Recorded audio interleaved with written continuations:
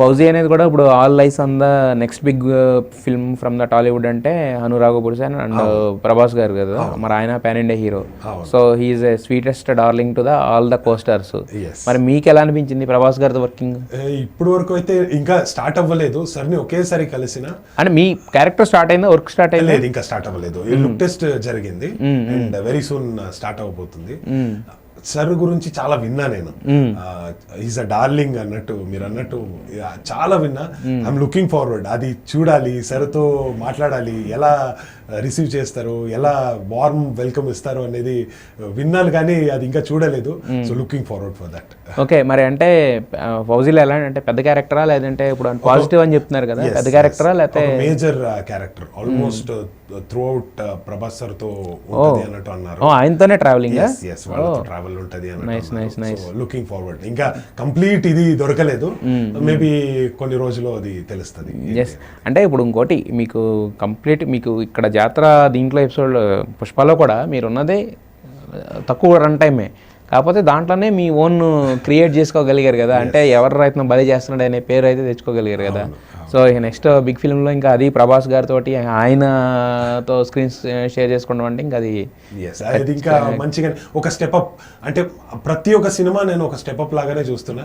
So ఇది next ఇంకొక step up అని నేను అంటే ఇప్పుడు ఈ కైండ్ ఆఫ్ ఇప్పుడు మీరున్న వెళుతున్న ఈ బిగ్ ఫిల్మ్స్ ఈ లీగ్లో అంటే వచ్చిన ప్రతి సినిమాని యాక్సెప్ట్ చేస్తున్నారా లేదంటే ఫిల్టర్ చేసుకుని రిజెక్ట్ చేసిన సినిమాలు కూడా ఏమైనా ఉన్నాయా? రిజెక్ట్ చేసినది కూడా ఉన్నాయి, కొన్ని ఉన్నాయి. అంటే క్యారెక్టర్ నచ్చకపోతే లేదంటే ఆ క్యారెక్టర్ కి నేను ఒక మంచి ఇది ఇవ్వాలి అని అనుకుంటా, బట్ జస్ట్ ఊరికే ఇలా వచ్చి అలా వెళ్ళిపోతుంది అంటే ఆ వాల్యూ ఇవ్వడానికి నా సైడ్ నుంచి ఏం లేదంటే నాకు అది కొంచెం బాధ అనిపిస్తుంది.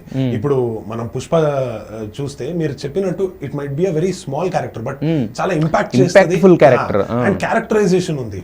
సో అలాంటి ఒక క్యారెక్టర్ చేయాలి, అలాంటి ఒక క్యారెక్టర్ దొరికింది అంటే ఖచ్చితంగా చేయడానికి నేను ఎప్పుడైనా ready.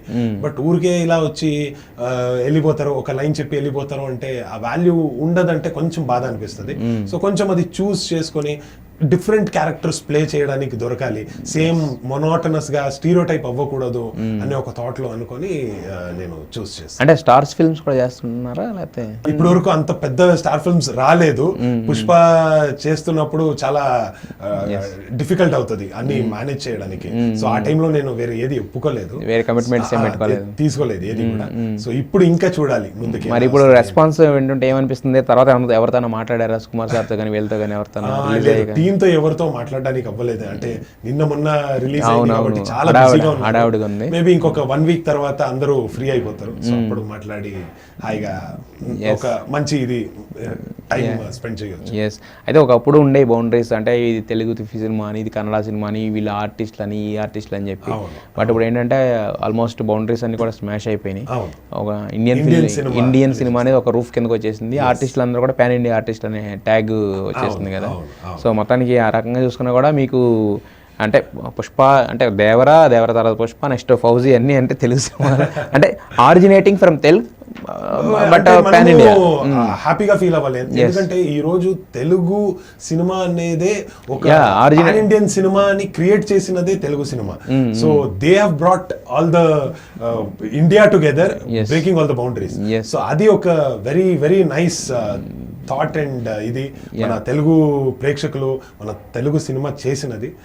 So we should give that. మరి నెక్స్ట్ అయితే ఇప్పుడు మీరు ఇప్పుడు వరకు చేసిన ఈ అంటే ఇప్పుడు ఇదే సినిమా చేశారు, ఇప్పుడు పుష్ప ఇప్పుడు అదే బ్యానర్లో మైత్రి మూవీ మేకర్స్లోనే ఎన్టీఆర్ నీల్ రాబోతుంది.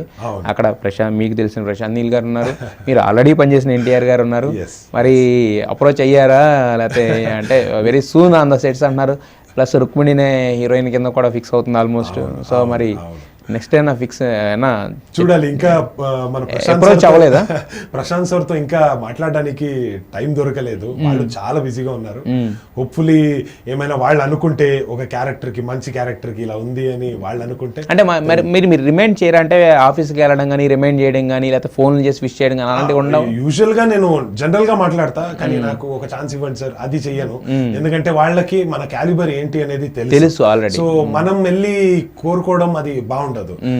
మనకి మన కోరిక మీద మనకి క్యారెక్టర్ దొరకకూడదు, మన టాలెంట్ మీద దొరకాలి. సో జనరల్ టాక్స్ అయితే ఉంటది సార్ తో, బట్ ఎప్పుడు కూడా ఇలా నేను అప్రోచ్. అయితే మీరు ఇన్ని రగ్గడ్ క్యారెక్టర్లో ఇదంతా ఇంత విలనిష్ గా కానీ లేదా ఇదంతా విలనీ కానీ ఇంత బాగా పోర్ట్రే చేయగలుగుతున్నారు కదా, మరి మీ ఓన్ గా వచ్చిన కన్నడలో ఇప్పుడు రిషబ్ శెట్టి ఆ క్యాంపు వాళ్ళతో ఇప్పుడు లేదా మీ జర్నీ ఏమి వెళ్ళడం కానీ? అంటే ముందు కాంతారా 2 జరుగుతుంది ఇప్పుడు. ముందు ఒకసారి అనుకున్నా నేను ఇలా ఒక ప్రాజెక్ట్ కి అప్రోచ్ కూడా అయ్యిన. ఓకే. బట్ ఏమైందంటే అదొక చిన్న క్యారెక్టర్ కి ఇది చేస్తున్నాం మనము, ఆడిషన్ చేస్తున్నాము అని అన్నారు.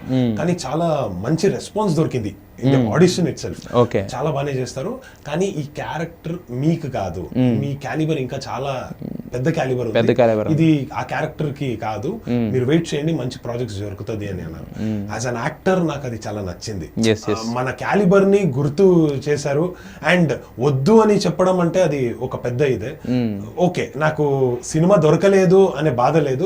కాంతారా కాదు, వేరే సినిమా దొరకలేదు అనే బాధ లేదు, కానీ వాళ్ళు అది నాకు చాలా నచ్చింది.